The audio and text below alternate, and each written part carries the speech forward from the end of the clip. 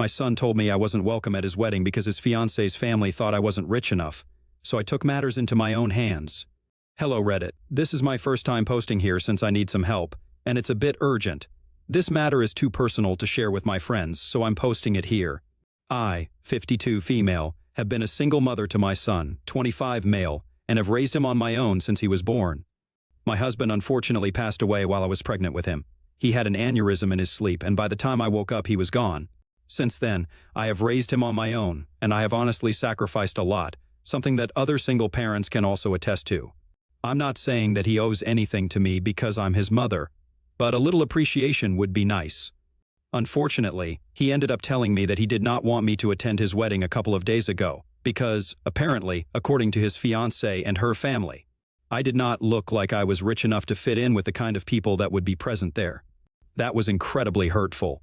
So, I did something really underhanded as well, and that's really not in my nature, but I just couldn't help myself. All of this started 2 years ago when he first started dating Zoe. He met her through friends, from what I know, and she belongs to quite a wealthy family. Her parents own one of the top real estate firms in the state, and they are pretty much rolling in money.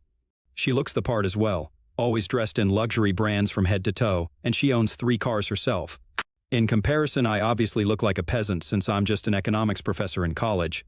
I do make a decent amount of money, and it's been good enough for me and my son, since that's how I've been able to pay all the bills and the rent and afford to raise him single-handedly for the past 25 years. At least, it used to be good enough for us until he started dating Zoe, and then things started changing and getting weird between us. Just for the record, I never had a problem with his relationship with Zoe or her as a person until recently. Even though, after the first time we met, my son had called me up later on to tell me that I needed to start changing certain things about my house so that it looked better. He had said that the fact that most of the furniture in my house looked really old was pretty embarrassing for him since he had been to Zoe's parents' mansion, and it was crazy how beautiful and shiny everything was. So he wanted me to at least put an effort into making my home look better. We had a fight after the first meeting because I did not think that there was anything wrong with the way my house looked. And the fact that certain things were really old just meant that they had character. I did not want a shiny, glamorous lifestyle like Zoe or her parents because I knew that I could not afford it, and I wanted to live within my means. I was perfectly happy with how my life was, and I did not have any complaints, so he had no reason to be complaining about it either. Some of the things that he wanted me to replace, like some furniture and stuff, had actually been picked out by my late husband, and I really valued them. We got into a fight back then, and I told him that if he was so embarrassed by me, then maybe he shouldn't have introduced me to his rich girlfriend in the first place. Then he realized that he was being a jerk and apologized to me later, and we were able to patch things up. But after that, he never brought Zoe over to my place, and I only met her a handful of times. I met her parents once when they got engaged, and I attended the party they threw. Even then, my son had a lot to say about the way that I was dressed. He said that it was an engagement party, so I should have put more effort into how I dressed, but according to me, I was dressed perfectly fine. I'm not stupid. I could tell that his real problem was with the fact that I was not dressed in luxury brands, and I was just wearing things that I could afford, but I guess he was too afraid to say it. Anyway, I tried not to mind that, and even though he had started being very distant from me ever since he introduced Zoe to me, I still tried to keep in touch with him. But then, 3 days ago, he visited me and told me that after Zoe and her parents had met me at the engagement party, they did not think that I would fit in with the crowd that would be present at their wedding since it would be mostly their friends and other business associates who worked with her parents, but none of his family members. Since Zoe's parents were funding most of it, he thought that it would be better for him to respect their wishes. He even said that he would have a private ceremony later on and I would be invited to that, but for now he just wanted me to understand where he was coming from, because ultimately, he did not want me to feel out of place. I was very hurt when he said that, and I started crying. But then, he got really exasperated and said that there was nothing worth crying over because it was just a fact that I did not look rich enough to fit in there. And he did not want me to embarrass neither myself nor him. He told me that he had hoped I would understand, but I was just being selfish by not caring about his image in front of his in-laws. Once I stopped crying, I told him to get out of my house and never come back. He tried to argue, but I just screamed at him and asked him to leave. Once that was done, I was still pretty upset, so I decided to do something that I'm not sure was the right move or not. A couple of weeks ago, I had actually helped him get the venue that he wanted for his wedding. When I called him to check up on him a couple of weeks back, he had been telling me that he was struggling to finalize the venue. Apparently, the place that he wanted was something that Zoe had her mind set on, and it was not something that had been listed in the properties that their wedding organizers had shown them. but it was a really beautiful place, a little out of the city. However, the owner was not willing to put it up for rent and had refused to let them get married there. He had been trying to negotiate with this person for ages, along with Zoe's parents, but he just refused to give it up no matter how much money they offered him. Zoe was equally stubborn. She had refused to even consider any other place, and now there were just a couple of weeks to go for the wedding. They had even sent out invitations with that address printed on them on Zoe's insistence, but they still hadn't been able to finalize the place and were still trying to negotiate with the owner. When he told me the name of the owner, I realized I knew this person. I realized I used to go to college with this guy, and I immediately thought that maybe I could help him out, but I wanted it to be a surprise. So I just told my son I was sorry about it and hoped that things would work out for him somehow. Then, I decided to reach out to this guy. After speaking to him for a couple of days, I figured that the reason he was not willing to rent out his property for any events was because he and his wife were worried that if they allowed events to be held there, the people hosting would trash the place. It had happened a couple of times before, so they did not want that to happen and wanted to preserve the natural beauty of their property. But I told him that this was my son we were talking about, and since he knew me personally, I could vouch for the fact that none of this was going to happen. On top of that, Zoe's parents were also the owners of the top real estate firm, so he did not need to worry about whether the place would get trashed or not. It took me a while, but after a few days I was finally able to convince him, and he agreed to speak to my son. I was also able to convince him not to mention my name because I wanted to tell them about it after the wedding and surprise them. Anyway, once I was able to convince him, he agreed to it, and my son was really happy. He had no idea I was behind all of this. And I guess that was why he was so confident when he told me that I was not wanted at the wedding. Anyway, after he paid me that visit, I was very hurt, and I decided to call the owner of the place. I explained to him what had happened just now. I did not intend to overshare, but I was so upset that I just ended up telling him everything. He literally had to comfort me, even though we are not particularly close. But he and his wife were really kind to me and told me that they were going to back out of the deal because they did not think they wanted to have anything to do with such an ungrateful person. I thanked them, and the very next day, they told me that they had returned the money they had taken in advance and had informed my son and Zoe that they would no longer be able to rent out their property to them, so they had to look for someplace else. Zoe's parents had apparently been furious and had even threatened to sue them, but they said they did not care about any of it. There were still 2 weeks to go before the wedding, and the papers they had signed clearly stated that they were perfectly within their means to cancel up to 1 week before the event was supposed to be held. So they couldn't exactly sue them on any legal grounds because they had stuck to the contract. It's not their fault they didn't get their lawyer to read the fine print in a hurry. So now they did not have a venue, and I felt pretty vindicated, so much so that I decided to put all of this in a letter and send it to my son. It was a petty move, I agree, but he had hurt me a lot over the course of the past couple of months, and I just couldn't tolerate this anymore. So I explained everything in my letter, and instead of posting it, I went to his house that evening itself, knocked on the door, and left that letter on the doorstep before driving back home. To make sure that he wouldn't be able to reach out to me after that, I decided to block him as soon as I got into the car.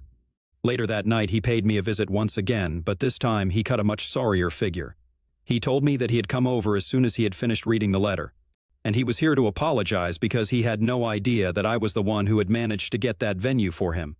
He was literally crying and said that he was really sorry about the way he had treated me, and he had no idea that it would hurt me so much. But now he had spoken to Zoe, and even she was quite upset, so he needed me to speak to the owner and fix the situation for him because there were just 2 weeks to go before the wedding.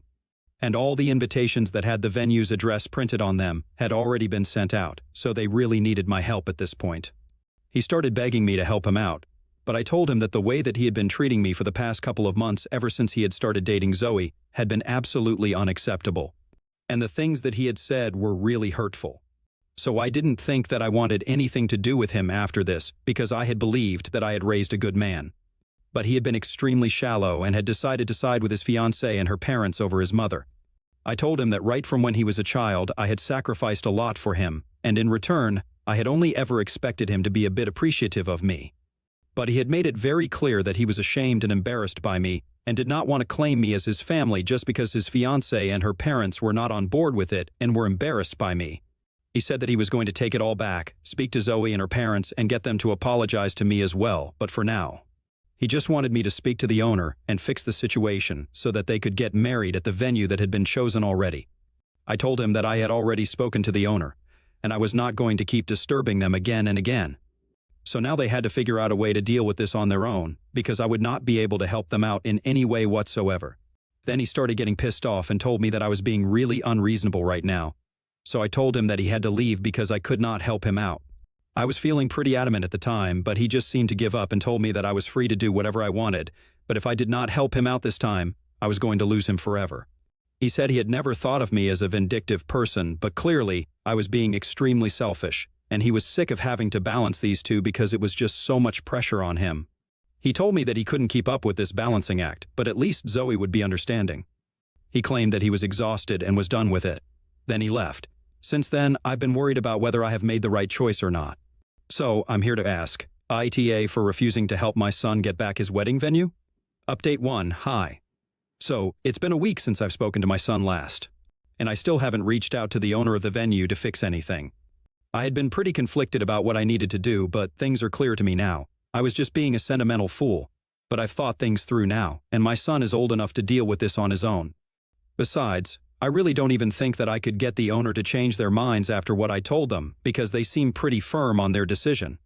I have spoken to a bunch of my friends and relatives, and I have explained the entire situation to them. Since a lot of family members were also pretty surprised that he was getting married, but they had not received an invitation. So I told them the real reason why he wasn't inviting us was because he was embarrassed by his family and did not think that we would fit in with the crowd that his fiancée and her parents had invited. People were really offended, and when I told them what I had done with the venue and everything, they seemed to think that it was an appropriate reaction for me to have. Also, my son hasn't even bothered to speak to me after the last time he left, and we didn't exactly end that discussion on a good note. If he really thought that this was important enough, he would have reached out to me once again. There are just a couple of days to go until the wedding. I don't know what they're going to do since they have already printed the address of the venue on the invitations. But I know that it is really not my problem anymore, because if he doesn't want to invite me to his wedding and consider me his family, it also means that I have been absolved of my responsibilities as his mother. I'm still trying to process this emotionally because it's quite a difficult thing. Throughout my life, all I have ever had is my son as a single mother. But in my head, I have made a decision, and I'm going to stick with it. Update 2, hi. So, there were just 2 days to go until the wedding, and I was really not holding out any hope that my son would reach out to me anymore. But today, Zoe actually reached out to me. It was pretty surprising that she would ask to speak to me because I had assumed that she and her family did not want me at their wedding in the first place. So why would she expect me to want to talk to her? But when she called me, I had a gut feeling, and I answered the call. I was pretty cold to her, but on the other end, I could hear her trying her best not to cry while she spoke to me and said that she knew I had a huge falling out with my son, but she just needed one chance to speak to me and convince me to fix things. She said some very strange things, like how she knew I did not like her much and that we hadn't started off on the right foot, but she really respected and admired me and always had.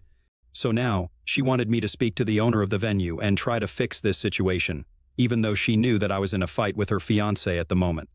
She said that my son had apparently forbidden her from speaking to me about anything, but she really wanted me to know that she had been really disappointed when she found out that I would not be attending the wedding. That was really weird, and I snapped at her and told her that she did not need to put on an act with me because I knew that she was the one who had told my son that she and her family did not think I was going to fit in at the wedding, which is why I had not been invited and my son had turned against me because of them. There was silence on the other end for a couple of minutes, and then she went on to say that neither she nor her parents had said any such thing, and there must have been some misunderstanding. After that, both of us were really confused, and I insisted that this was exactly what my son had told me. She, on the other hand, said that she had said no such thing, and in fact, my son had told her that I was the one who had refused to attend because, apparently, I did not like her, and did not approve of her family because I thought they were too arrogant and snobbish. Once we swapped stories, we realized that my son had been feeding us both a bunch of lies because, in all probability, he was the one who was embarrassed and was throwing Zoe and her family under the bus just so that he wouldn't have to invite me to the wedding and show everybody at the wedding that he did not exactly belong to their world. When I realized what was going on, my head literally started spinning, so I told Zoe that I would call her back later to discuss this in detail, but for now, I just needed a break. After about half an hour, once I had managed to process this, I called her back, and we talked about this some more. I told her everything that had happened right from the beginning, how my son had always made it seem like she and her family had a problem with me, but she claimed that she had never said any of those things. And neither had her parents. She told me that my son had always made it seem like I did not like her family, which is why she had kept her distance from me. Even when he decided not to invite me to the wedding, he had said something else to me, which you guys all know, but he had told Zoe that I was the one who was not interested in attending because I did not approve of her. He had actually told her that he was going no contact with me, so she needed to respect that as well, and that was why she had never bothered to speak to me about it until now. I was incredibly hurt when I learned these things were happening because of my son, not because of his partner. Because at least when I believed that Zoe and her family were behind all of this, I could forgive my son, even if it was just a little bit, because I knew that he was under somebody else's influence. But now knowing that he was doing all of this on his own, there is just no forgiveness for him in my heart anymore. After speaking to Zoe, both of us were really disappointed, and she told me that she had nothing to say to him anymore. After apologizing to each other for the misunderstandings, we hung up. It has been a couple of hours since then, and I'm just sitting in one spot with no idea what to do. I'm pretty sure that after finding out all of this, she is going to cancel her wedding, and good for her, she actually deserves better, and so do I. But unfortunately, I can't exactly find a better son for myself. This is all I have, and every time I think about how much I have done for him and what he did to me, my heart just starts hurting more and more. I'm pretty sure he's going to reach out to me after this, since he's going to be able to figure out that Zoe and I had a discussion about all of this, and both of us know the truth now. With nowhere to go, I'm sure he'll come back home, but with what he has done, I think he has lost the right to call my house his home and me his mother. Update 3. Hey, so after yesterday's post, I have been grieving the loss of my son. He's alive, but I know I've lost him, and even if he comes back, I'm not taking him back in. At least not until I have managed to deal with this emotionally by myself. But I had predicted that with nowhere to go, he would come back home, and that's exactly what happened today. I figured that once she found out the truth, Zoe would address the problem with him, and that's what had happened. A couple of hours ago, around early evening, somebody started ringing my doorbell frantically, and when I saw who it was, I decided that I was not going to open the door since it was obviously my son. I spoke to him through the intercom and told him to leave, because after everything that he had done, this home did not have a place for him anymore. I could see that he had a bunch of bags behind him, and he looked exhausted. His face was all splotchy like it would get when he had been crying, but I didn't let that weaken my resolve, and I just ignored it. When he told me that he was here to apologize to me and fix his mistakes, I could hear the desperation in his voice, and it was pretty difficult for me not to respond to that, but I just tuned him out. I could hear him saying that Zoe had kicked him out after the fight they had, and he knew that both of us were aware of everything now. He kept speaking about how things had been really difficult for him adjusting to Zoe's world, and in the process of trying to do so, he had started acting like somebody he wasn't. He was really sorry that he had been embarrassed by me, his family, and where he came from. But it was just all really new to him in the beginning, and after a while, he got used to pretending. And he got so engrossed in the act that he forgot that I was not a part of this act, and it was hurting me. He said that he knew he had been selfish, and he knew that he probably did not deserve either of our forgiveness. But he just wanted a chance for me since I was his mother, and I would be more forgiving than his partner. At that point, I told him that I might have been more forgiving if he had actually been sorry, but right now, he was just sorry that he had been caught in all his lies. He was sorry because he needed a place to stay, and he did not want to spend money living in a hotel or finding a place of his own, but he was not sorry for what had happened. Because if he were, he still wouldn't be trying to justify what he had done. He would just be apologetic, acknowledge his mistakes, and let it be. But he had mentioned how difficult it had been for him at least 5 times since he showed up, so I didn't believe that he was genuinely apologetic. I told him that I might forgive him eventually. I'm not sure of that yet, but for now, I wanted him to just leave me alone. He then started bargaining with me that he would be willing to pay rent to stay with me, but he just wanted to come back here and make things right with me. He even said that he was saying this genuinely because if he wanted to, he could have lived with his friends. But I knew that he was bluffing because, from what Zoe had told me, he hadn't even bothered to invite a bunch of his friends to the wedding, so in all probability, even they were not on speaking terms with him as of now. And that was why he was so desperate to live with me. Anyway, after a while of bickering with him, he snapped at me and said that I was just as heartless as before, and then left. I know he's not going to be homeless. He has enough resources and means to figure out a way to live on his own for a couple of weeks. And after that, he can just find an apartment for himself. My job is done as a mother. I just had to raise him to be a decent human being, and for a while he was a good person, but now this is not my problem anymore. Update 4. Hi. So it has been 2 weeks since my last update, and on the day that my son was supposed to get married. All that happened was Zoe put up a post saying that she and my son had parted ways, and she wanted everybody to respect her privacy at this difficult time. A bunch of people sent me that post, and I kind of felt bad, but not enough to reach out to my son to console him. After that last day when he showed up at my house and I refused to let him in, he hasn't bothered to contact me anymore, so I guess I was right about what I had said.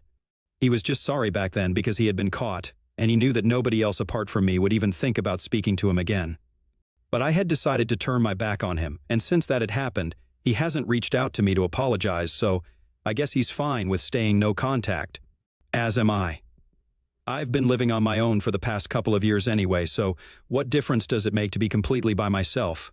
It's not even like I'm lonely. I have friends, I have family, and I have my life. My son is just not going to be a part of it anymore, and that's it. Maybe I will find it in myself to forgive him one day, but it's not going to come anytime soon, and I'm fine with that.